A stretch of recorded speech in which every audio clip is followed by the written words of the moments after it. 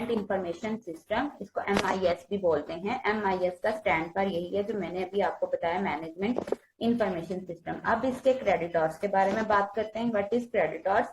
Hours का मतलब घंटे के। इस सब्जेक्ट को हमने एक वीक में कितने घंटे पढ़ना है? 3 आवर्स हमने पढ़ना है इस सब्जेक्ट को। लेकिन अब इसकी डिवीजन कैसे हुई है? ये वाला जो फर्स्ट पोर्शन होता है ये हमें थ्योरी को बेस करवा रहा होता है, और नेक्स्ट जो पोर्शन होता है ये लैब वर्क को करवा रहा होता है। इट्स मीन कि यहाँ पे 3 के 3 हमने जो थ्योरी में लिख दिए हैं ये कंसीडर करवा रहा है कि ये टोटली थ्योरी बेस्ड सब्जेक्ट है। थ्योरी बेस्ड हमारे पास कोर्स मौजूद है और इसमें कोई लैब नहीं है, 0 कंसीडर हो रही है। तो इसमें हम टोटली ये देखेंगे कि हमारे पास ओवरऑल थ्योरी में कि हमारे पास मैनेजमेंट इंफॉर्मेशन क्या है, कितनी चीजों को डिस्कस किया गया है, किन पॉइंट्स को डिस्क्राइब किया गया है।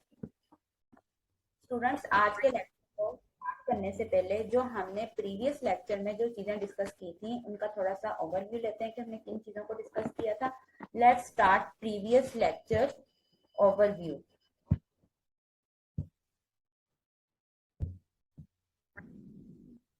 नॉलेज मैनेजमेंट सिस्टम की जो कैटेगरीज आती है मेजर, हम उसको देखते हैं कि कौन कौन सी मेजर कैटेगरीज हमारे पास आती हैं।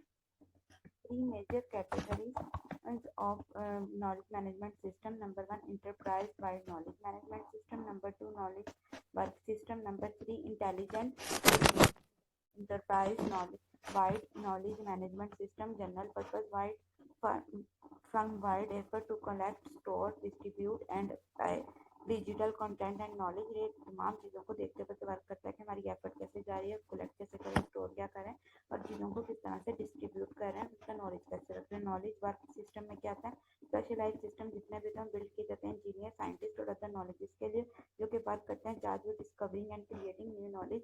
अपने देखते हुए अपना सिस्टम को आगे मूव करवाते हैं कि हमने किस तरह से सिस्टम आगे लेके जाना है। इंटेलिजेंस कौन कौन सी टेक्निक्स हैं? Diverse group of techniques such as data mining used for various goals, discovering knowledge, distilling knowledge, discovering and optimal solution. कि हमारा जो बेसिक सोल्यूशन है उसके ऊपर ये लेकर हुए वर्क करता है कि हमारी जितनी भी नॉलेज की टेक्निक्स हैं कि जितना नॉलेज हमारा डिस्कवर कर सकती हैं, उनके ऊपर इतनी इन्फॉर्मेशन लगाते हैं, उनका गोल अचीव कर सकते हैं, इसको हम लोग बेसिक में लेके जाते हैं। अब major types of knowledge management system: enterprise wide knowledge management system, knowledge work system, knowledge intelligent system. अब यहाँ पे जो सबसे पहले आता है enterprise wide knowledge management system, general purpose integrated firm wide effort collect, store and use digital content आ जाते हैं एंड नॉलेज। इन सब चीज़ों को देखते हुए काम करता है। इसमें ये स्ट्रक्चर नॉलेज होता है, system semi structure knowledge and knowledge network system.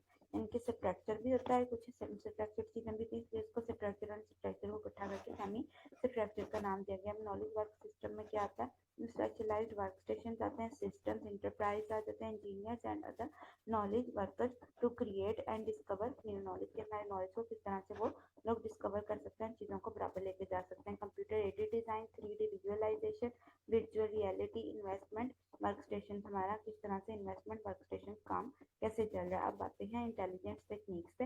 वो टेक्निक जिनके ऊपर माइंड लेवल लगाया जाता है, उन टेक्निक्स को देखते हुए फर्दर वर्किंग की जाती है। टूल्स फॉर डिस्कवरिंग पैटर्न, ठीक है, जहाँ पे इंटेलिजेंस का वर्क आते हैं वहाँ पैटर्न लगते हैं। इनके चीज़ को डिस्कवर करेंगे, लाइक हमने चेयर की पहचान कराएंगे तो वहाँ पैटर्न लगेंगे। न्यूरल नेटवर्क का काम आ जाता है जो कि वहाँ पे डिसीजन मेकिंग करवाता है, यानी कि इन्होंने खुद ही बता दिया, expert system, decision making, case based reasoning, fuzzy logic, genetic algorithm, intelligence engine, each and everything कहते हैं। 3 categories management system, each can be broken down further into more specialised type of knowledge based system. जितने भी हमारे पास system में work आते हैं सब चीज़ों को लेकर चलता है।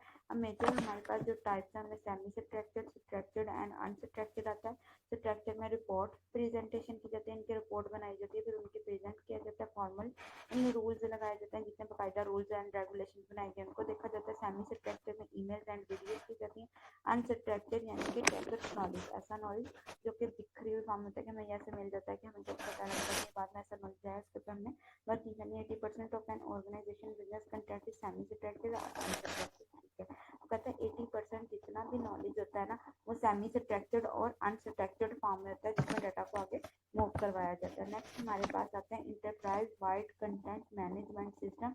ये क्या काम करते हैं? ये हेल्प करते हैं, कैप्चर करते हैं, store, read, drive, distribute process. अच्छा, इनका जो मेन काम है ना डॉक्यूमेंट्स बनाना है, फिर रिपोर्ट्स बनाने, इनको बेस्ट प्रैक्टिस करनी, सेमी स्ट्रक्चर्ड नॉलेज ईमेल बनाना है, ब्रिंग इन एक्सटर्नल सोर्सेज बनाने, news feed and research, tools for communication and collaboration. हमने टूल्स देखने, कोलैबोरेशन करनी है कम्युनिकेशन के लिए, नेक्स्ट हमारे पास आते हैं इंटरप्राइज कंटेंट मैनेजमेंट सिस्टम। इसमें हमारे पास क्या ये यूजर है, यूजर ने कैसे काम करना है, क्रिएट करना है, कैप्चर करना है, क्रिएट कर ले या कैप्चर कर ले, टैग करना है, इसको स्टोर यानी कि रीट्राइव भी करवा सकते हैं, manage, review, distribute and publish. और ये यूनिफाइड रिपोजिटरी मतलब वो एक बेसिक जरिए से आता है, हमें काम करवाना है, रिपोर्ट बनानी है, प्रेजेंटेशन, बेस्ट प्रैक्टिस, मेमोज यानी कि नंबर वगैरह लगाने हैं, डिजिटल स्लाइड्स बनानी है, emails, graphics, videos, news, each and everything. An enterprise content management system has capabilities for classifying, organizing and managing structured and semi-structured knowledge and make it available throughout the enterprise. अब enterprise का जहाँ word आ जाता है ये business के साथ dealing करवाता है। इसमें वो कह रहा है कि इसमें कौन कौन सी कैपेबिलिटीज होंगी, हमें क्लासीफाई पता हो कि हमने काम क्या करना है, फिर ऑर्गेनाइजिंग करना है उनको यानी कि एक मैनर में लाना, फिर मैनेज करना, फिर उसके बाद ये स्ट्रक्चर और सेमी स्ट्रक्चर हमने अभी पढ़ा कि 80% जितना भी वर्क है स्ट्रक्चर और सेमी स्ट्रक्चर में नॉलेज का किया जाता है, इनको अवेलेबल किया जाता है through out over the business. जितना बिजनेस हमें चाहिए होता है पूरे सिस्टम के साथ, तो इसको मैनेज करके हम लोग चलाते हैं। Global e business, how business is use information system, management information system में हम देखें ग्लोबली इलेक्ट्रॉनिकल बिजनेस हम कैसे वर्क करते हैं, इसमें बिजनेस में जितना भी इंफॉर्मेशन सिस्टम है इसको हम लोग किस तरह से यूज करें, इसके ऊपर अब हम डिस्कशन करते हैं। Let's start global e business discussion. इसमें हमारे पास आता है business process and information system में। पहले बिजनेस प्रोसेस देखते हैं। Work flows of materials, information, knowledge, set of activities, steps may be tied to functional areas or be cross in functional आ जाते हैं। वर्क फ्लो जितना भी जा रहा है वो मटेरियलिस्टिक होना चाहिए, यानी कि एक ही मटेरियल के ऊपर जाना चाहिए, उसकी इन्फॉर्मेशन बननी चाहिए और उसके अंदर नॉलेज वगैरह आना चाहिए। सेट ऑफ एक्टिविटीज आप जितनी परफॉर्म करें उनका स्टेप्स जो देख रहे हैं वन बाय वन सब चीजों को हमें देखना है। May be tied to functional areas or be cross functional, इनको हम लोग एक फंक्शनल एरिया में जोड़ते हैं और उसके बाद क्या करते हैं इनका क्रॉस फंक्शनल के एक फंक्शन का दूसरे फंक्शन के साथ हम लोग जोड़ क्रिएट करते हैं, उसके अंदर देखते हुए फर्दर चीजों को आगे से आगे लेकर जाते हैं। अब आते हैं बिजनेसेस पे। Can be seen as collection of business process, हम बिजनेस प्रोसेसेस की जितनी भी कलेक्शन है क्या हम उनको देख सकते हैं? यस, हम उनको देख सकते हैं। उसके मुताबिक देखते हुए हम कहते हैं कि हमारे पास ये बिजनेस मौजूद है, इसके अंदर इतनी कलेक्शन हुई है, इतना काम हुआ है या इतना हमने इस टाइप का डाटा किया है, इसकी वर्किंग जितनी लेकर हम लोग गए इसको हम लोग देखते हैं। बिजनेस प्रोसेसेस में भी एसेट्स और liabilities, yes business process assets और लायबिलिटीज बन सकती हैं। एसेट्स वो चीजें होती हैं जो हमारे पास मौजूद है, हमारा अपना माल, लायबिलिटीज जो हमने किसी दूसरे के वाजिबात देने होते हैं, उन चीजों को हमने देखना होता है, उसको हम लोग लायबिलिटीज का नाम देते हैं। नेक्स्ट हमारे पास आता है examples of functional business processes, manufacturing and production, sales and marketing, finance and accounting, human resources। Manufacturing में आती है असेंबलिंग करनी, हमने प्रोडक्ट जितनी भी हमारी प्रोडक्ट है उनको असेंबल करके रखना, उनको इकट्ठे मिला के चलाना। आइडेंटिफाइंग कस्टमर्स, हमने सेल्स एंड मार्केटिंग में हमें ये पता हो कि हमने किस कस्टमर को दिया, किस तरह से हम लोग लेके चल रहे हैं। फाइनेंस एंड अकाउंटिंग में ये पता हो कि क्रिएट करनी है फाइनेंशियल स्टेटमेंट, अपनी फाइनेंशियली पोजीशन को देखते हुए चीजों को वर्क करवाना है। ह्यूमन रिसोर्सेज में क्या करते हैं, जहाँ पे भी HR का वर्ड आ जाए तो इट्स मीन इसका मतलब होता है अपने एम्प्लॉयज को हायर करना, उनकी सर्विसेज देना या फिर उनको टाइमली हमें उनकी पेमेंट पे करना, ये सारी चीजें आ जाती हैं। उनके वर्क और आवर्स को देखते हुए चीजों को आगे से आगे लेके जाना। Business processes and information system, information technology enhance business processes in two main ways. Number one, increasing efficiency of existing process, enabling entering new process that are capable of transforming the business. Increasing efficiency of existing processes यानी कि वो position of terminal point of sale में POS से मराद होता है point of cell terminal, कि ऐसा आपने स्टेप उठाना है जो मैनुअली आपने वर्क करना है कि आप पॉइंट ऑफ सेल पे जा रहे हैं और जाकर हमने चीज खरीदे वापस करें, मतलब उसकी पेमेंट दी। लाइक जैसे हम किसी शॉप पे जाते हैं, हमें पता है हमने ये चीज खरीदनी है, हमने फॉर एग्जांपल नमक ही खरीदना, हम नमक खरीदेंगे, नमक खरीद के हमने उसके पैसे पे किए और काम खत्म हो गया, ये मैनुअली हमारा काम हुआ। अब हम आते हैं easily entering new process that are capable of transferring the business. अब हमने ये वाली जो चीज थी ना, एक तो या तो हमने ये एक कस्टमर देखी, या फिर अगर हम दूसरी बात करें अपने जो बिजनेस की टर्म में, तो बिजनेस की टर्म में हमने जिस जगह पे डील करेंगे वो माल हमारे तक पहुंचा देंगे। जब हम ये पूरे सिस्टम को पहले हम कैपेबल बनाते हैं बिजनेस को ट्रांसफर करने में, हम क्या करेंगे, हम देखेंगे हमारे पास चीजें कौन सी मौजूद है, क्या हमारा इतना सरमाया है या एसेट है कि हम अपने डॉक्यूमेंट को आगे से आगे मूव कर सकें या हम अपने बिजनेस को चला सकें। Change the flow of information, replace sequential steps with parallel steps, eliminate delays in decision making, कि हमने फ्लो जितनी भी हमारी इन्फॉर्मेशन का फ्लो है हमने उसको एक सीक्वेंस के साथ चलाना है, फिर उस सीक्वेंस को हमने रिप्लेस करना है पैरेलल स्टेप्स के साथ, एक के बाद एक स्टेप का एक दूसरे के साथ। जितने भी डिलेज होंगे उनकी डिसीजन मेकिंग में हमें हेल्प आउट मिलेगी।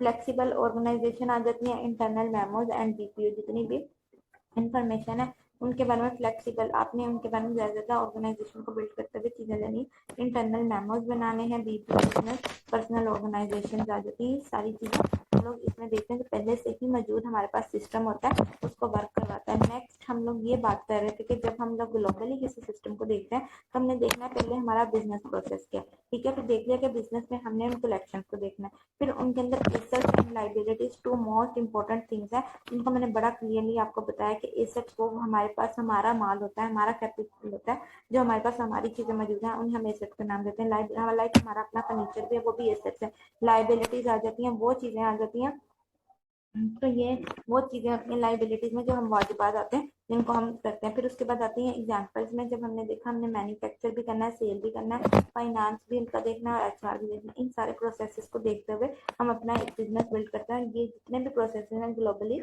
सब चीजों में आते हैं। अब नेक्स्ट हम देखते हैं कि हमारा जो इन्फॉर्मेशन है या तो मैनुअल हो जाएगा ऑटोमेटिकली स्टेप से, मेरा मैनुअल था पहले, मैनुअल से ऑटोमेटिक स्टेप्स में हम लेके फिर उसको हम जब बिजनेस में लेकर आए तो हमने देखना है पहली चीजें कौन सी मौजूद है, कौन सी नई चीज डाल के हमने उसको न्यू में इन्वेंट किया है। ये था हमारा ग्लोबल हमारे पास e business system.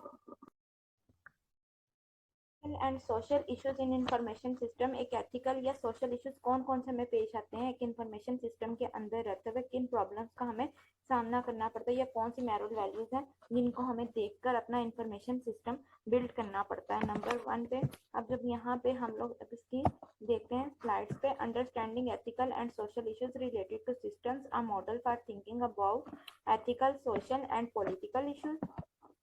5 moral dissemination of information is information rights and obligation, property rights and obligations। अच्छा ये हमारे पास था, अब इसको वन बाय वन करके डिस्कस करते हैं। Model for thinking about ethical and social and political issues, एक मॉडल जब हम कोई भी बिल्ड करते हैं ना उसमें हमने एथिकल इश्यूज को भी देखना है, सोशल को भी देखना है और पॉलिटिकल इश्यूज को भी देखना है। पॉलिटिकल इश्यूज क्या होते हैं कि एक जब आप पार्टी बिल्ड कर रहे हो, आप चीज़ों को लेके चल रहे हो, आपका जो सिस्टम है वो उसके मुताबिक वर्क कर रहा है, क्या आपके खिलाफ कोई साजिश तो नहीं चल रहा, या फिर आपके सिस्टम को कोई तोड़ना तो नहीं चाह रहा आपका ऑलरेडी जो बिल्ड सिस्टम है। एथिकल में क्या आता है कि मॉरल वैल्यूज के अंदर रहता है हम किस तरह से काम चलते हैं। अब जब सोशल देखते हैं तो सोशली आप लोग दुनिया के साथ कैसे कनेक्टेड करते हो, अपने सिस्टम को कैसे वर्क करवाते हो, इसको हम लोग अपने सोशल एथिकल इश्यूज कहते हैं। अब जब हम एक मॉडल बनाते हैं इनके बारे में हमें इन 3 चीजों के बारे में सबसे पहले सोचना पड़ता है। नेक्स्ट जो पॉइंट हमारे पास आता है उसमें आता है 5 moral dissemination of information, information rights and obligation, property rights and obligations आ जाती हैं। पहले तो हम यही कहते हैं कि हमारा जो इन्फॉर्मेशन के राइट्स हैं वो हमें पता हो कौन कौन से हैं, उनकी वैल्यूज क्या हैं, उनके ऑब्लिगेशंस क्या है, प्रॉपर्टी के राइट्स क्या हैं, फिर उसके बारे में हम लोग ऑब्लिगेशंस कैसे लेके चल रहे हैं, अपनी चीज़ों को बना कैसे रहे हैं, काम को कैसे लेके चल रहे हैं। हमने एक प्रॉपर्टी खरीदी, हमें पता हो कि हमने क्या प्रॉपर्टी खरीदी, किस तरह की हमने प्रॉपर्टी खरीदी, उसके ऊपर क्या हमारे रूल्स एंड रेगुलेशन अप्लाई हो रहे हैं जो हमारे सिस्टम को बिल्ड करवा रहे हैं। नेक्स्ट आते हैं अकाउंटेबिलिटी एंड कंट्रोल, हमारा अकाउंटेबिलिटी और कंट्रोल क्या, हमारा सिस्टम कैसे बिल्ड कर रहा है, अकाउंट्स को कैसे लेते हैं हम, सिस्टम को कैसे चला रहे हैं, कंट्रोल कैसे कर रहे हैं, सिस्टम क्वालिटी क्या है, क्वालिटी ऑफ लाइफ QOL जिसे हम बोलते हैं। पहले हमने ये देखना है कि हमारे सिस्टम की क्वालिटी क्या है, किस तरह से हमारा सिस्टम बिल्ड कर रहा है। फिर क्वालिटी ऑफ लाइफ, हमारे सिस्टम की लाइफ की जो क्वालिटी है वो किस तरह से काम को लेके आगे जा रही है। Key technologies trend that raise ethical issues, जितने भी हमारी टेक्नोलॉजीज के ट्रेंड्स हैं वो हमें एथिकल इश्यूज पे लेके आते हैं, हमारे इश्यूज को रेज करवाते हैं, हमारे सिस्टम्स को देखने में हमारी हेल्प आउट करते हैं, चीज़ों को बिल्ड करने में काम को आगे लेके जाते हैं। नेक्स्ट आता है यहाँ पे information rights and obligation, property rights and obligation, accountability and control, system quality, quality of life, political issues, social issues, ethical issues, information technology and system, individual, society and political. अब यहाँ पे सबसे पहले हमारे पास इंफॉर्मेशन टेक्नोलॉजी एंड सिस्टम को हम देखते हैं, उसके अंदर कौन कौन से आ रहे हैं। मैंने अभी आपको कहा था जब भी हम कोई काम बिल्ड करते हैं इन्फॉर्मेशन सिक्योरिटी के ऊपर या मॉडल हम बनाते हैं सिस्टम का, तो हमें 3 चीज़ों को बेसिक देखना पड़ता है, political, social and ethical. In 3 systems को देखते हुए हम आगे वर्क करवाते हैं। पहले तो हमारे पास आता है कि इन्फॉर्मेशन के राइट्स क्या हैं, उनके ऑब्लिगेशन क्या है, क्या वैल्यूज हैं, किस तरह हम रहते हुए वर्क करते हैं। फिर प्रॉपर्टी के राइट्स क्या है, उनके अंदर ऑब्लिगेशंस क्या लगे हैं, क्या रूल्स एंड रेगुलेशंस लगे हैं, फिर सिस्टम की क्वालिटी कैसे वर्क कर रही है, उनके अकाउंटेबिलिटी एंड कंट्रोल क्या है, क्या हमने उस वाले से वर्क किया है, उनके क्वालिटी ऑफ लाइफ है। ये देखिए ना, वन बाय वन करके पूरा सर्कल चलता है। पहले आप एथिकल इश्यूज को देखते हैं तो साथ ही आप देखते हो कि इंडिविजुअली तो नहीं आ रहे कि एक एक पर्सन पे काम करें। जब हम सोशल इश्यूज को देखते हैं तो फिर हम देखते हैं पूरी सोसाइटी को बिल्ड करवा रहे हैं, चीजों को कैसे लेके चल रहे हैं। फिर जब हम पॉलिटिकल इश्यूज को देखते हैं तो उसमें पॉलिटिकी यानी कि पॉलिटिशियंस इन्वॉल्व हो जाते हैं। अब जब हम इस काम की बात करते हैं तो इन्फॉर्मेशन राइट्स एंड ऑब्लिगेशंस यानी कि जब इन्फॉर्मेशन के बारे में हमें पूरी इन्फॉर्मेशन होनी चाहिए, उनके राइट्स एंड ऑब्लिगेशन। हमने 5 टर्म्स का जिक्र किया था ना, तो ये 5 टर्म्स ये नंबर 1 ये है, नंबर 2 ये, नंबर 3, नंबर 4, नंबर 5। नंबर 1 पे आता है information rights and obligation, number 2 पे property rights and obligation, number 3 पे सिस्टम क्वालिटी, नंबर 4 पे क्वालिटी ऑफ लाइफ, नंबर 5 पे आता है accountability and control. Information rights and obligation की बात करें तो ये वो राइट्स एंड ऑब्लिगेशन हैं जो रूल्स एंड सिस्टम्स के ऊपर लग रहे हैं और हमारे सिस्टम को बिल्ड कराने में हमारी हेल्प करें। प्रॉपर्टी राइट्स यानी कि पूरे सिस्टम के अंदर अपनी प्रॉपर्टी कैसे बन रही है, काम को कैसे लेकर जाया जा रहा है, उनके ऊपर रूल्स एंड रेगुलेशन क्या चल रहे हैं, सिस्टम की क्वालिटी क्या है, क्या सिस्टम कैसे बिल्ड कर रहा है, चीजों को कैसे लेके चल रहा है, इसको हम कहते हैं। अब अकाउंटेबिलिटी एंड कंट्रोल की बात करें तो अकाउंटेबिलिटी कैसे बन रही है, काम को कैसे बिल्ड किया जा रहा है। एक हमारे पास सिस्टम है, उसमें अकाउंट्स का काम भी आता है, उसके अंदर बजट का काम सिस्टम देखा जाता है, उसकी क्वालिटी क्या है, उस पूरे सिस्टम की लाइफ क्या चल रही है, किस हवाले से।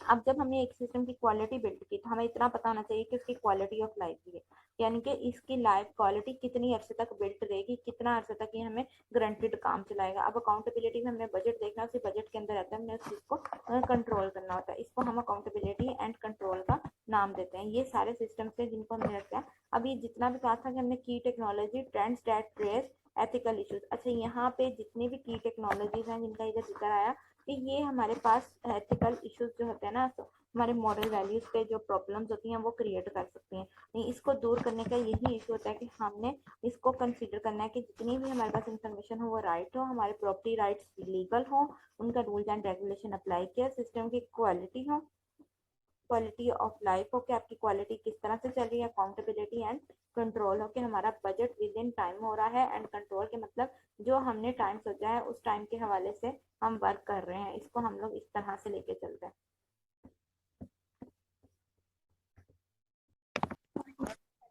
ओवरव्यू ले चुके हुए हैं, अब हम आज जो टॉपिक पढ़ना है उस लेक्चर को स्टार्ट करते हैं।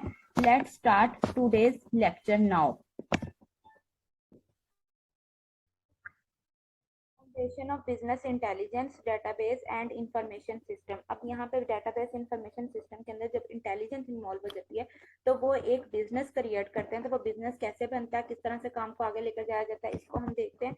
Let's see foundations of business organisation data in traditional file environment. अब जो ट्रेडिशनल फाइल इन्वायरमेंट था वो मैनुअल सिस्टम था, वो चलता था, लेकिन इसमें क्या था कि आपके फाइल्स रिकॉर्ड्स रखे जा रहे हैं, पेजेस को बिल्ड किया जा रहा है, उसके अंदर ही अंदर आपको एक के बाद दूसरा पेज जोड़ा जा रहा है, फिर उसके बाद आपकी ऑर्गेनाइजेशन फाइल की चल रही है। फाइल ऑर्गेनाइजेशन कंसेप्ट में आता है कंप्यूटर और system uses hierarchies. Computer system में कौन कौन सी हायरार्कीज को यूज किया जाता है, field, record, file, database.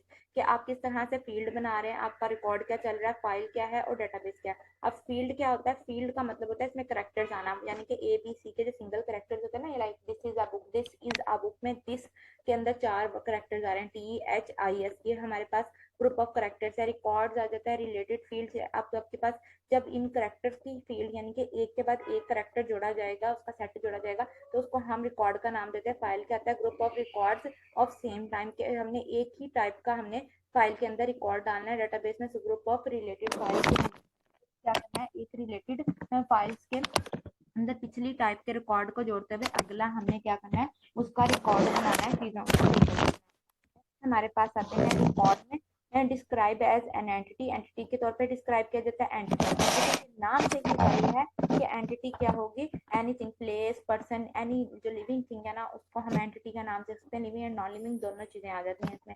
Like हमारे पास कोई कार है, वो भी एक एंटिटी है विच आप जो कि स्टोर कर सकते हैं इन्फॉर्मेशन। कार में क्या हो सकती है इन्फॉर्मेशन स्टोर, उसका मॉडल क्या है, उसका कलर क्या है, उसका जो है हमारे पास जो टायर्स है उनकी स्पीड क्या है, इस वाले से उसकी कितने ऑयल में कितने तेल में चल सकती है, इसका सारा कुछ आता है। Attribute attributes each characteristics quality describe entity. अब मैंने जो इसका बताया ना कि कितने पेट्रोल पे ये चल सकती है, कितना इसका किलोमीटर इसने तय करना है, तो इसको ही एट्रीब्यूट्स का नाम देते हैं। Attributes date and or grade belong to entity course. Attributes का जितना भी डेट या ग्रेड है वो किसके साथ बिलोंग करते हैं, एंटिटी कोर्स के साथ बिलोंग्स करते हैं। नेक्स्ट हमारे पास आती है organising data in traditional file environment. अच्छा, अब ये डायग्राम है जो कि हमें दिखाई दे रही है, हमें यहाँ से है कि स्टूडेंट का डाटाबेस है और उसके ऊपर हमने स्टूडेंट का जो डाटाबेस है हमने इसके ऊपर कैसे बिल्ड करवाना है। हमें ये देखना है कि हमारे पास डाटाबेस है, फाइल है, रिकॉर्ड है, फील्ड, बाइट एंड बिट।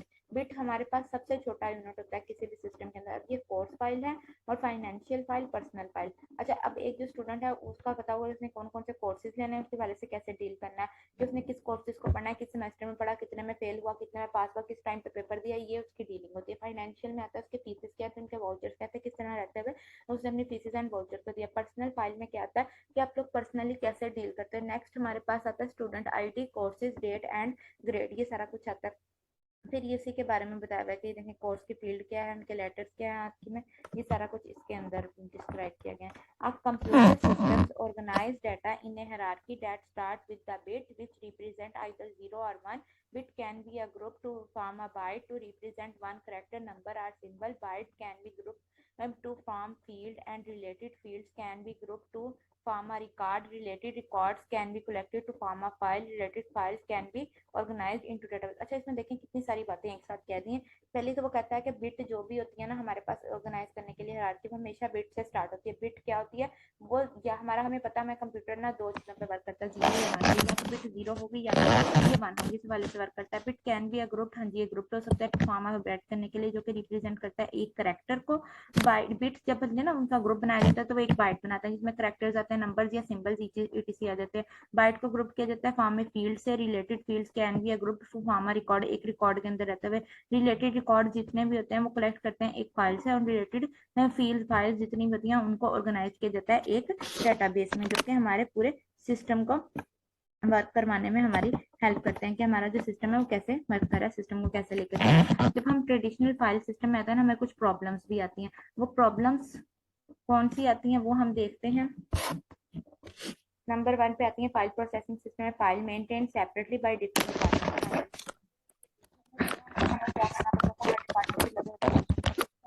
भी यही पड़ता है, लेकिन ये काम क्या अगर इसमें कोई मिस्टेक हो ना तो हम दोबारा इसमें थोड़ी सी चेंजिंग करके काम कर सकते हैं। तो उसने क्या था, हमें नए सिरे से काम करना पड़ता था, हमारा पेपर वर्क जो था वो ज्यादा होता था, कॉस्ट ज्यादा लगती थी। डाटा रिडंडेंसी एंड इनकंसिस्टेंसी, हाँ जी, डाटा की डुप्लीकेशन। रिडंडेंसी का मतलब होता है डुप्लीकेशन के चांसेस होना। इनकंसिस्टेंसी मतलब सेम आरटी आपके पास वो कंसिस्टेंट नहीं डाटा जा रहा कि आपके एक डाटा फाइल में कुछ डाटा लिखा है दूसरे में कुछ हो सकते हैं।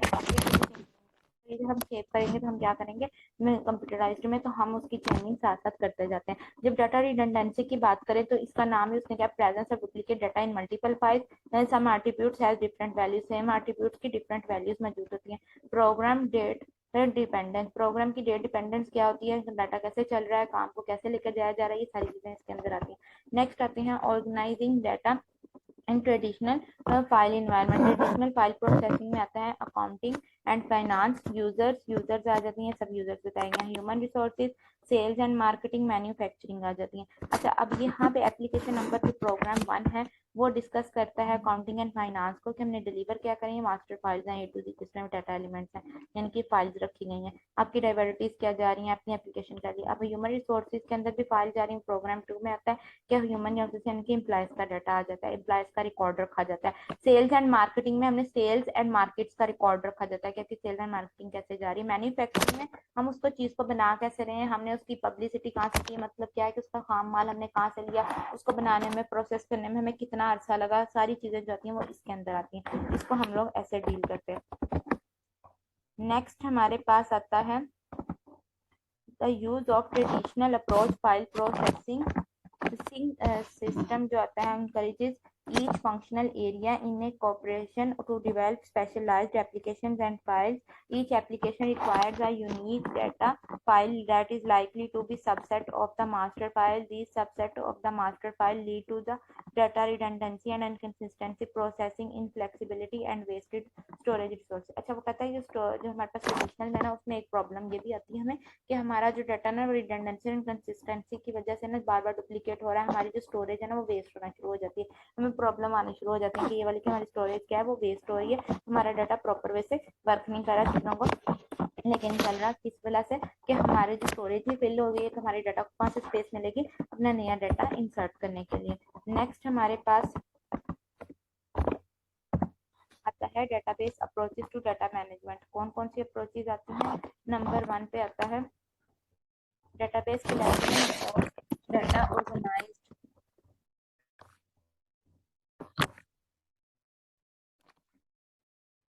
organized to serve many applications by centralized data and controlling redundant data। कि हम कंट्रोल कैसे कर रहे हैं अपने डाटा को रिडेंटली, कि अपने डाटा को बचा रहे हैं कि बार बार वो सेम डाटा ना आए, अपने डाटा को सेंट्रलाइज्ड कर रहे हैं ताकि अगर किसी में कोई चेंजिंग आए तो वो खुद ब खुद बाकी चीज़ों में चेंज कर दे। डाटाबेस मैनेजमेंट सिस्टम क्या होगा? इंटरफेस करता है एप्लीकेशन प्रोग्राम्स के दरमियान और फिजिकली डाटा फाइल जाता है। अच्छा, ये जो सेंट्रलाइज्ड है उसकी एक एग्जाम्पल ये भी हो सकती है, लाइक देखिए आप जब हम आई डी कार्ड एक बनवाते हैं तो अब हमने किसी बैंक में जाकर अकाउंट खुलवाना तो हमारा I D card number enter करके नादरा से सारा हमारा डाटा ले लेते हैं, तो वो क्या होता है? वो सेंट्रलाइज्ड किया होता है। डेटाबेस मैनेजमेंट सिस्टम में इंटरफेसेस आती हैं जो कि एप्लीकेशन प्रोग्राम्स बनाती हैं, फिजिकल डाटा फाइल्स बनाती हैं, सेपरेट करती हैं लॉजिकल एंड फिजिकल व्यूज के डाटा को सॉल्व करती हैं प्रॉब्लम्स और traditional file environment, control redundancy, eliminated inconsistency, uncoupled programs and data enable central management and security. क्या आपकी कलेक्शन जा रही है, किस तरह से मैनेज करें, आपका इंटरफेस किस तरह से application programs and physical data files में आप लॉजिकल एंड फिजिकल व्यू कैसे देख रहे हैं, सॉल्व कैसे कर रहे हैं, प्रॉब्लम्स को कंट्रोल कर रहे हैं अपनी रिडंडेंसी को कि बार बार आप डाटा के अंदर सेम डाटा नहीं लेके आ रहे, एलिमिनेट कर रहे हैं इनकंसिस्टेंसी का, ऐसी प्रॉब्लम जो कि हमारे डाटा में क्या कर रही हैं, इनकंसिस्टेंस ला रही है डाटा की फाइल के अंदर एक ही चीज़ है, अगर उसमें दूसरे में हमने चेंज नहीं की, फॉर एग्जाम्पल एक में हमें पता लग गया कि इस बच्चे की डेट ऑफ बर्थ हमने गलत लिखी तो दूसरी साइड पे हमने सेट कर लिया तो पहली साइड पे हमने सेट नहीं की, ये इनकंसिस्टेंसी आती है। Uncoupled programs and data, couples का प्रोग्राम एंड डाटा आ जाती है। Enable central management and security, हमारी मैनेजमेंट क्या चल रही है, उनकी सिक्योरिटी क्या है, किस हवाले से हम उसको वर्क करवा रहे हैं। हायरार्किकल एंड नेटवर्क डीबीएमएस कौन से होते हैं? ओल्डर सिस्टम्स हमारे कैसे वर्क करते हैं? Hierarchical DBMS model 1 to many relationships आ जाते हैं, बहुत से रिलेशनशिप्स को रिप्रेजेंट करते हैं। Network DBMS model many to many relationships आते हैं, यानी कि इसमें हायरार्की में एक से मैनी, यानी कि ऐसा रिलेशन बनाना, एक टीचर है मल्टीपल स्टूडेंट्स को पढ़ा रहा है, मैनी आ जाते हैं। नेटवर्क अब एक टीचर मैनी टू मैनी, अब मैं एक टीचर भी एक कोर्स को पढ़ा सकता है, ये बहुत से टीचर जो हैं वो सेम कोर्स को पढ़ा, बहुत से कोर्सेज पढ़ा सकते हैं, ये बहुत से स्टूडेंट्स हैं वो बहुत से कोर्सेज पढ़ रहे हैं। हमारे पास बहुत less flexible than relation DBMS and do not support and hope of natural language, natural language को हमारी सपोर्ट नहीं करता, उसके वाले से आगे वर्किंग को लेकर नहीं चलता कि हमारा रिलेशनल डीबीएमएस क्या है, वो हमारे सपोर्ट नहीं करता न्यूरल जितनी भी नेचुरल लैंग्वेजेस आती हैं उनको। अब जहाँ पे ओबीएम है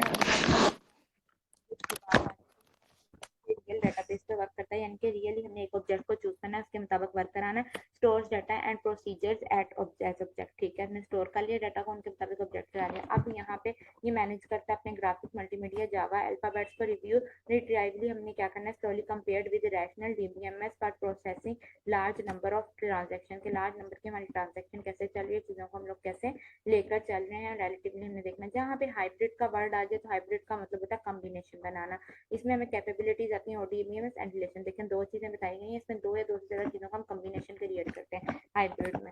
ये था हमारे पास डेटाबेसेस की अप्रोचेस के बारे में जो कि हमने बिजनेस की फर्म्स के रिलेटेड पढ़ी। ऑफ इंफॉर्मेशन सिस्टम्स नंबर 1 पे हमारे पास क्या है, ये मॉडल डिजामिनेशन इंफॉर्मेशन सिस्टम है क्या, इसको हम लोग देखते हैं। पहले हमारे पास आते हैं इंफॉर्मेशन राइट्स। इंफॉर्मेशन राइट्स में हमें ये पता हो कि हमारी प्राइवेसी मौजूद है, उसके अंदर सिक्योरिटी है, privacy and freedom in the internet age, के इंटरनेट की दुनिया के अंदर हमें प्राइवेसी एंड इंटरनेट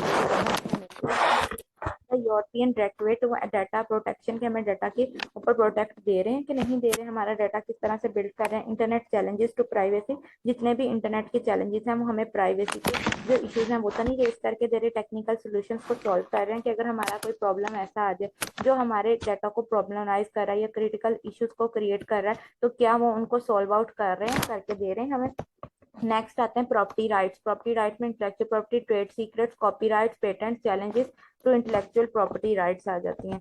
नंबर अच्छा, यहाँ पे प्रॉपर्टी राइट्स में जब इंटेलेक्चुअल प्रॉपर्टी का जिक्र आता है ना, इसके अंदर जितने भी हमारे टेक्सुअल और इंटेलेक्चुअल प्रॉपर्टी में क्या जाते हैं कि वो प्रॉपर्टी राइट्स जिनको हम लोग, एक तो होते हैं टेंजिबल और एक इंटेंजिबल। इंटेलेक्चुअल प्रॉपर्टी में टेंजिबल वो प्रॉपर्टी होती है जिसको हम लोग देख टच कर सकते हैं, और इंटेंजिबल वो होती है जिसको टच नहीं कर सकते, जैसे कि हमारी गुडविल वगैरह हो जाती है जो कि हमारी साख होती है। ट्रेड सीक्रेट्स क्या होते हैं कि हमारा सिस्टम कैसे वर्क कर रहा है, सिस्टम को हम लोग जो है ट्रेडली जितने भी हमने काम किए अपने ट्रांसपोर्टेशन के या अपने सिस्टम को बिल्ड कराने के सीक्रेटली रखते हुए किया, कॉपीराइट उनके ऊपर सही तरह से बिल्ड किया गया, या फिर ये तो नहीं है कि हमने कोई काम किसी का जो कॉपीराइट के रूल्स एंड रेगुलेशन को हमने पढ़ा है। मतलब कॉपीराइट वो होता है कि हमने फॉर एग्जाम्पल किसी का यूट्यूब चैनल है, उसने किसी की वीडियो उठा के लगा ली है, तो इसके अंदर हम लोग क्या कर सकते हैं, इसके अंदर हम लोग चीज़ों को बिल्ड करवा सकते हैं। पेटेंट्स क्या होते हैं, पेटेंट्स वो रूल्स एंड रेगुलेशन होते हैं जो काम को आगे से आगे लेके जाते हैं। पेटेंट हम क्या कहते हैं, पेटेंट हमारे पास कोई भी वो चीज़ आ जाती है कि आप लोग जो हमारे पास लोगो है किसी भी जगह का, किसी इंफॉर्मेशन है, तो उसको हम कहते हैं कॉपीराइट। क्या होते हैं कॉपीराइट, वो वाले राइट्स होते हैं कि अगर हमने किसी की चोरी करके कोई चीज़ ले ली है, कोई डॉक्यूमेंट पब्लिश अपने नाम से करवा लिया, तो इसे हम कहते हैं कि हमने उसकी कॉपीराइट की है, हमारे ऊपर क्लेम लग जाता है। Challenges to intellectual property right, अब जितने मिसाइल आते हैं हमें उन सबको डील करना आना चाहिए, जितने प्रॉपर्टी राइट्स में मिसाइल आते हैं। The moral examination of information system, फिर उसके बाद आती है accountability, liability and control, computer related liability problems, computer के रिलेटेड। अच्छा, लाइबिलिटी में मैंने आपको बताया था इसको वाजिबात कहते हैं कि हमारे कंप्यूटर जितनी भी लाइबिलिटी है या कितने भी वाजिबात है कोई हमारे ऊपर लागू तो नहीं हो रही, हमने किसी से कोई प्रॉब्लम तो नहीं हमारी हमने लेनी है, किसी को हमने चीज़ें तो नहीं देनी। अकाउंटेबिलिटी क्या होता है, अकाउंट्स को देखते हुए हम करते हैं कंप्यूटर में रिलेटेड जितनी भी लाइबिलिटी प्रॉब्लम्स हैं ये उनको डिजाइन करवाता है। सिस्टम क्वालिटी क्या होती है, data quality and system error, data की क्वालिटी और सिस्टम एरर्स को देखते हुए हम लोग करते हैं कि अगर कोई डाटा में कोई क्वालिटी बेहतर जा रही है, उनके सिस्टम में कोई एरर तो नहीं आ रहा, उनको देखते हुए वर्क करवाते हैं। नेक्स्ट हमारे पास आती है quality of life, equity, access and boundaries. हमें अपने सिस्टम के अंदर रहते हुए उनको एक्सेस भी करना है, उनकी बाउंड्रीज को भी जो के अंदर रखते हुए हमने अपनी क्वालिटी को मैनेज करना है, चीज़ों को देखना है कि हमारी क्वालिटी किस तरह से जा रही है, चीज़ें कैसे बिल्ड कर रही है, हमारा सिस्टम उसके मुताबिक रहते हुए वर्क को देख रहा है। नेक्स्ट हम देखते हैं बैलेंसिंग पावर। अच्छा, यहाँ पे rapidly of change, maintaining boundaries, dependence and vulnerability. Balancing power में सेंटर वर्सेस डिस्ट्रीब्यूटेड, कि आपका सेंटर जो है उसके अंदर उसकी डिस्ट्रीब्यूशन की जाती है, रैपिडली चेंजेस की जाती हैं, ग्लोबली हम रैपिड चेंजेस आते हैं जिनको हम वाइप आउट करते हैं बिजनेस से, एंड यू जॉब क्विकली, कि आपका अपनी एक काम जो आप परफॉर्म कर रहे हैं ना आपके बिजनेस के अंदर, आपका काम ये है कि आपकी जॉब ये है कि आपने आपको जो काम दिया गया आपने अपने गोल को अचीव करने के लिए अगर कोई चेंजिंग करना चाह रहे हैं तो आपके जो ऑनर है आपको अलाउ करें तो आप फटाफट उस काम को करें स्पीडली, और काम करके आप अपना बेहतर अंदाज में काम कर सकें। मेंटेन बाउंड्रीज कहती हैं डू एनीथिंग एनीवेयर, कि आप कुछ भी कर सकते हैं किसी भी जगह पे, फैमिली, वर्क एंड लाइफ, यानी कि आपके पास कोई भी बाउंड्रीज है, आपने उसके अंदर अपनी बाउंड्रीज को देखना है कि आपका फैमिली वर्क क्या है, टाइम क्या है, आप किस तरह से उसको मैनेज कर रहे हैं। आप 9 to 5 अगर एक जगह टाइम दे रहे हैं तो किस तरह अपने फैमिली को भी देख रहे हैं, या अपना घर काम घर में तो नहीं लेके जा रहे हैं तो किस टाइम कर रहे हैं, कैसे कर रहे हैं, ये अब आपका एक होती है मेंटेन बाउंड्रीज। अब इसी तरह अगर हम देखें अगर हमारा लास्ट डेज है तो क्या हम लास्ट डेज के मुताबिक अपना टाइम दे रहे हैं इसे।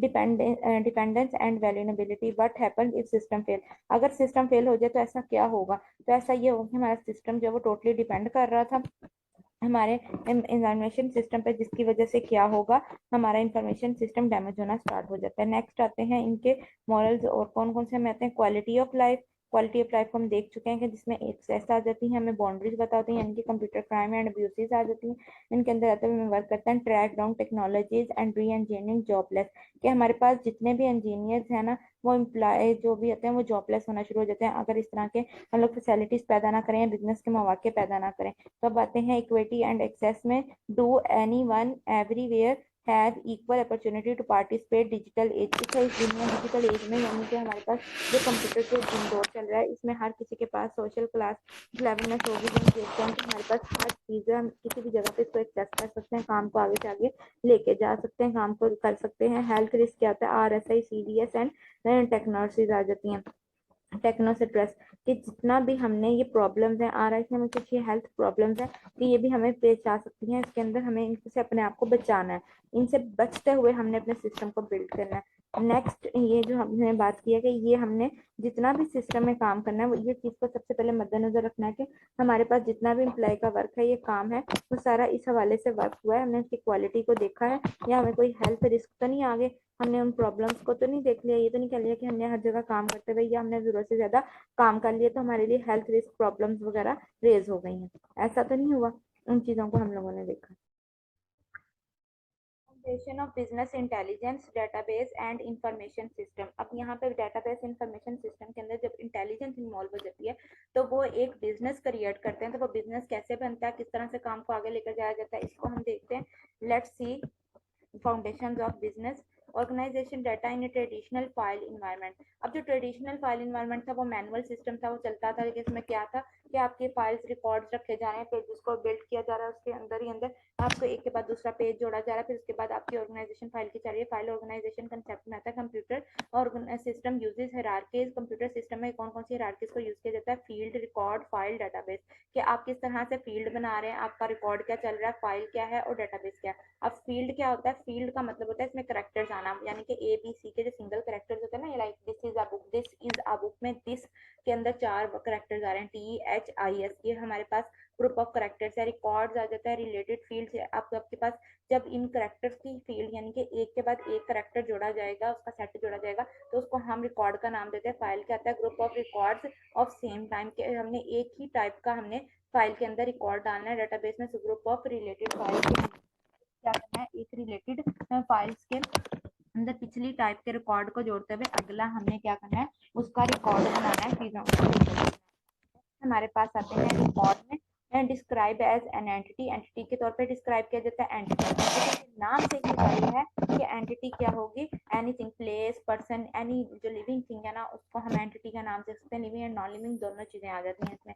लाइक हमारे पास कोई कार है, वो भी एक एंटिटी है विच आर जो कि स्टोर कर सकती है इन्फॉर्मेशन। कार में क्या हो सकती है इन्फॉर्मेशन स्टोर, उसका मॉडल क्या है, उसका कलर क्या है, उसका जो है हमारे पास जो टायर्स है उनकी स्पीड क्या है, इस वाले से उसकी कितने ऑयल में कितने तेल में चल सकती है, इसका सारा कुछ कहता है। Attributes each characteristics quality describe entity. Entity अब मैंने जो इसका बताया ना कि कितने पेट्रोल पे चल सकती है, कितना इसका किलोमीटर इसने तय करना है, तो इसको ही एट्रीब्यूट्स का नाम देते हैं। Attributes date and or grade belong to entity course. Attributes के जितना भी डेट या ग्रेड है वो किसके साथ बिलोंग करते हैं, एंटिटी कोर्स के साथ बिलोंग करते हैं। नेक्स्ट हमारे पास आती है organising data in traditional file environment. अच्छा, अब ये डायग्राम है जो कि हमें दिखाई गई है, हमें यहाँ से है कि स्टूडेंट का डाटाबेस है और उसके ऊपर हमने स्टूडेंट का जो डाटाबेस है हमने इसके ऊपर कैसे बिल्ड करवाना है, हमें ये देखना है कि हमारे पास डाटाबेस है, फाइल है, रिकॉर्ड है, field, byte and bit. Bit हमारे पास सबसे छोटा यूनिट होता है किसी भी सिस्टम के अंदर। अब ये कोर्स फाइल है और फाइनेंशियल फाइल, पर्सनल फाइल। अच्छा, अब एक जो स्टूडेंट है उसका पता हुआ उसने कौन कौन से कोर्सेज लेने हैं, उसके वाले से कैसे डील करना है, कि उसने किस कोर्सेज को पढ़ना है, किस सेमेस्टर में पढ़ा, कितने में फेल हुआ, कितने में पास हुआ, किस टाइम पे पेपर दिया, ये उसकी डीलिंग होती है। फाइनेंशियल में आता है उसके फीसेस क्या थे, उनके वाउचर्स क्या थे, किस तरह रहते हुए उसने अपनी फीसेस एंड वाउचर को दिया। पर्सनल फाइल में क्या आता है कि आप लोग पर्सनली कैसे डील करते हैं। नेक्स्ट हमारे पास आता है student ID, courses, date and grade, ये सारा कुछ आता है।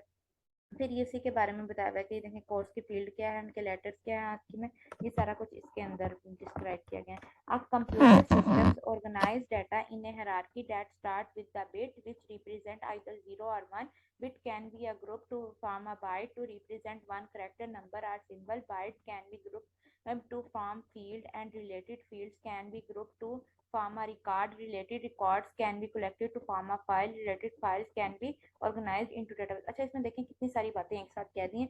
पहले तो वो कहता है कि बिट जो भी होती है ना हमारे पास ऑर्गेनाइज करने के लिए हायरार्की, वो हमेशा बिट से स्टार्ट होती है। बिट क्या होती है वो, या हमारा हमें पता है, मैं कंप्यूटर ना 2 चीज़ों पे वर्क करता है, 0 या 1, या तो बिट 0 होगी या फिर ये 1 होगी, इस वाले से वर्क करता है। Bit can be a group, हाँ जी ये ग्रुप हो सकता है फॉर्म में बैठ करने के लिए, जो कि रिप्रेजेंट करता है एक करेक्टर को।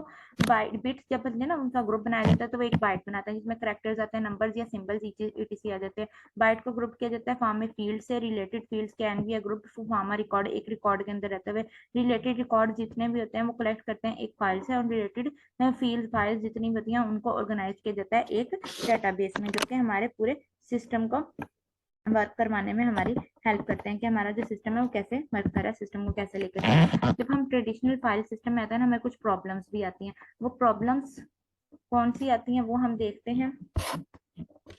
नंबर 1 पे आती है फाइल प्रोसेसिंग सिस्टम है, file maintain separately by different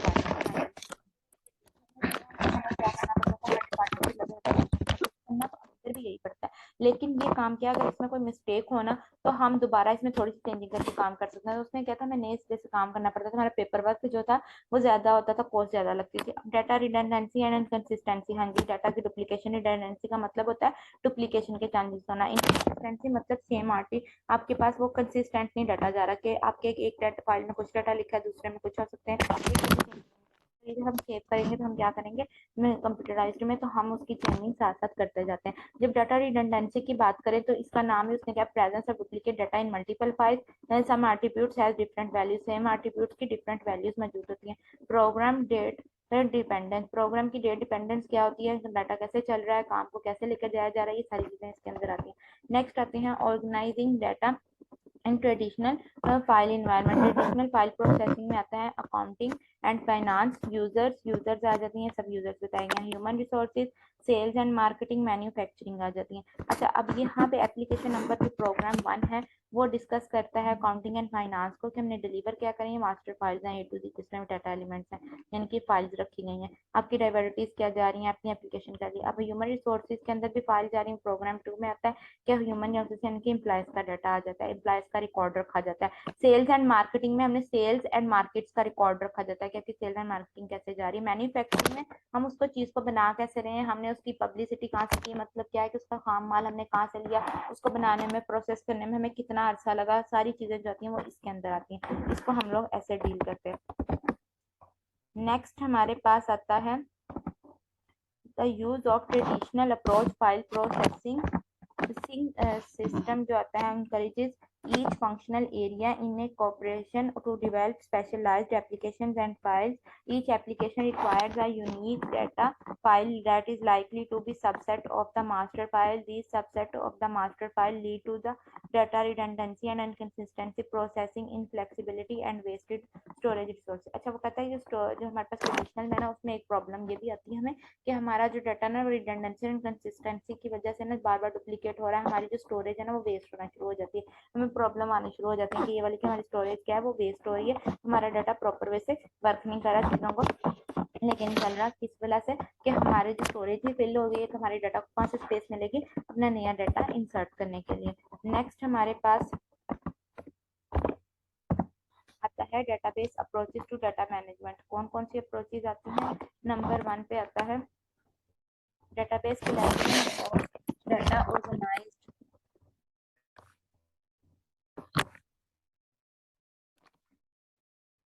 organized to serve many applications by centralized data and controlling redundant data, कि हम कंट्रोल कैसे कर रहे हैं अपने डाटा को रिडेंटली, कि अपने डाटा को बचा रहे हैं कि बार बार वो सेम डाटा ना आए, अपने डाटा को सेंट्रलाइज्ड कर रहे हैं ताकि अगर किसी में कोई चेंजिंग आए तो वो खुद ब खुद बाकी चीज़ों में चेंज कर दे। डाटाबेस मैनेजमेंट सिस्टम क्या होगा, इंटरफेस करता है एप्लीकेशन प्रोग्राम्स के दरमियान और फिजिकली डाटा फाइल जाता है। अच्छा ये जो सेंट्रलाइज्ड है उसकी एक एग्जाम्पल ये भी हो सकती है, लाइक देखिए आप जब हम ID कार्ड एक बनवाते हैं तो अब हमने किसी बैंक में जाकर अकाउंट खुलवाते हैं तो हमारा ID कार्ड नंबर एंटर करके नादरा से सारा हमारा डाटा ले लेते हैं, तो वो क्या होता है वो सेंट्रलाइज्ड किया होता है। डेटाबेस मैनेजमेंट सिस्टम में इंटरफेसेस आती हैं जो कि एप्लीकेशन प्रोग्राम्स बनाते हैं, फिजिकल डाटा फाइल्स बनाती हैं, सेपरेट करती हैं लॉजिकल एंड फिजिकल व्यूज के डाटा को सॉल्व करती हैं problems of traditional file environment, control redundancy, eliminated inconsistency, uncoupled programs and data enable central management and security. क्या आपकी कलेक्शन जा रही है किस तरह से मैनेज करें, आपका इंटरफेस किस तरह चल application programs and physical data file में, आप लॉजिकल एंड फिजिकल व्यू कैसे देख रहे हैं, सॉल्व कैसे कर रहे हैं प्रॉब्लम्स को,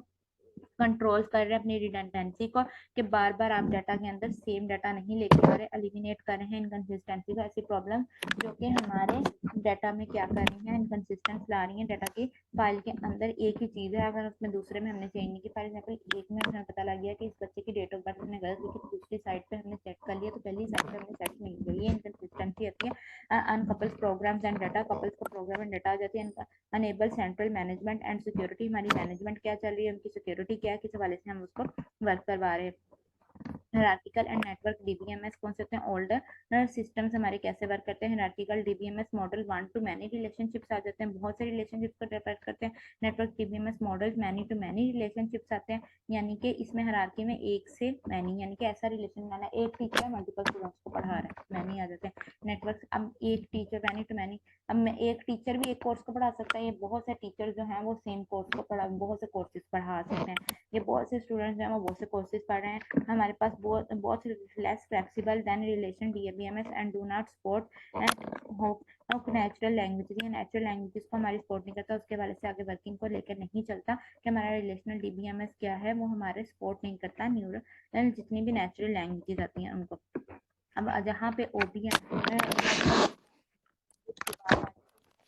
रियल डेटाबेस पे वर्क करता है, यानी कि रियली हमने एक ऑब्जेक्ट को चूज करना है, उसके मुताबिक वर्क कराना है। Stores data and procedures at object, ठीक है, हमने स्टोर कर लिया डाटा को, उनके मुताबिक ऑब्जेक्ट करा लिया। अब यहाँ पे ये मैनेज करता है अपने ग्राफिक मल्टीमीडिया जावा अल्फाबेट्स को रिव्यू रिट्राइवली, हमने क्या करना है, slowly compared with rational DBMS for processing large number of transaction, के लार्ज नंबर की हमारी ट्रांजेक्शन कैसे चल रही है, चीज़ों को हम लोग कैसे लेकर चल रहे हैं, रिलेटिवली हमने देखना। जहाँ पे हाइब्रिड का वर्ड आ जाए तो हाइब्रिड का मतलब होता है कॉम्बिनेशन बनाना, इसमें हमें कैपेबिलिटीज आती हैं ओडीबीएमएस एंड रिलेशन। देखें दो चीजें बताई गई हैं, इसमें दो या दो से ज्यादा चीजों का हम कॉम्बिनेशन क्रिएट करते हैं हाइब्रिड में। ये था हमारे पास डेटाबेसिस की अप्रोचेस के बारे में, जो कि हमने बिजनेस की फर्म्स के रिलेटेड पढ़ी। आज के लेक्चर में भी पॉइंट्स हैं, उन सबको हमने डिस्कस कर लिया है, उन सबको हम क्लियरली अंडरस्टैंड कर चुके हैं, उनका ओवरव्यू देख चुके हैं, प्रीवियस का ओवरव्यू देख चुके हैं, अच्छी तरह हर पॉइंट को डिस्कस कर चुके हैं, उनको हमने डिस्क्राइब कर लिया, एलेबोरेट कर लिया है। Now this is end of the lecture. Allah Hafiz.